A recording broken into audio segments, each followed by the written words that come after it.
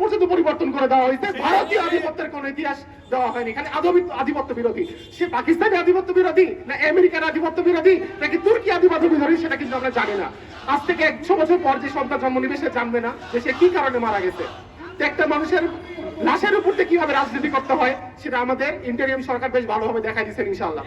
তার কি জাস্ট একটা কথা বলে দিতে চাই, আপনারা ভাববেন না আপনাদেরকে উঠাইছি, আপনাদেরকে নামাতেও সময় লাগবে না ইনশাআল্লাহ। যদি 3 দিনের ভিতরে আলটিমেটাম দিয়ে দিলাম, যদি 3 দিনের ভিতরে এই বিচার কার্যকর করা না হয়, আপনাদের নিজ নিজ বাসভবনের থেকে বলে দিলাম যে আপনাদের বাসভবনে ইট খুলে নেওয়া হবে ইনশাআল্লাহ। সবাইকে আলটিমেটাম দিয়ে দিতে চাই, আপনারা ক্ষমতার মস্তদে বসেছেন ঠিক আছে, কিন্তু আপনারা আপনাদের দায়িত্ব পালন করেন ইনশাআল্লাহ। ঠিক 18 তারিখে ভারতীয় বর্ডারে 18 বছর বয়সী এবং 21 বছর বয়সী 2 জন যুবককে হত্যা করা হয়েছে। হত্যা কেন করেছে? তারা কাঠ কুড়াতে গেছিল। তার পরবর্তীতে কেরালাতে, ভারতের কেরালাতে শুধুমাত্র বাঙালি সন্দেহে একজনকে হত্যা করা হয়েছে। ভারত এই নাটক দেখাচ্ছে আমাদেরকে এবং আমরা সহ্য করছি। ভুলে যাবেন না আমরা হযরত মুহাম্মদ মুস্তাফা সাল্লাল্লাহু আলাইহি সাল্লামের উম্মত। এমন একটা দিন আসবে আমরা আবাবিল পাখির মতো নেমে আসবো ইনশাআল্লাহ।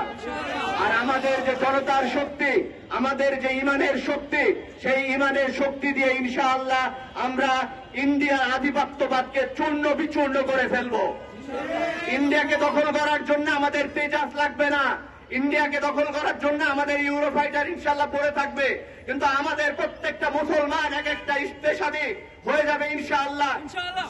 আইন উপদেষ্টা নজরুল সাহেব, আপনারা কোনো বিশেষ আইনে গ্রেফতার করছেন না, স্থানীয় পলিটিশিয়ান পার্সনদের নিজেদের খায়েশ মিটানোর জন্য এই সকল ভয়েস গুলোকে বন্ধ করার অপচেষ্টা করছেন।